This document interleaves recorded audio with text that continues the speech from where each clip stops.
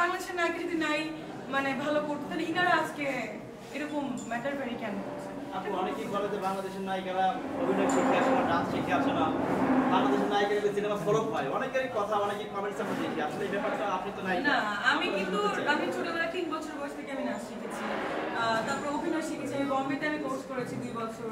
তো মানে এটা তো ইউজ করতে হবে, ডিরেক্টরদের তো ইউজ করতে হবে, আর্টিস্ট তো ডিরেক্টরকে ইউজ করতে পারবে না। সো ডিরেক্টর যেরকম চাইবে আর্টিস্ট কিন্তু সেরকমই শর্ট দেবে, কিন্তু ডিপেন্ডস অন ডিরেক্টর, শুধু আর্টিস্টদের দোষ দিয়ে কিন্তু লাভ নেই। যে সিনেমাটা আসলে তুফান সিনেমায় কিন্তু পুরোপুরি বাংলাদেশ এবং ইন্ডিয়াতে তুমুল মানে জনপ্রিয়তা হয়েছে। তো সেখানে যদি নিউজ চক্রবর্তীকে না নিয়ে যদি আপনাকে কাজ করা হতো, আপনি কি সেরকম এক্সপ্রেশন এবং সেই যে কাজগুলো করছেন সেরকম পারতেন কি? না, আমি তুফান সিনেমাটা আমি করতাম না।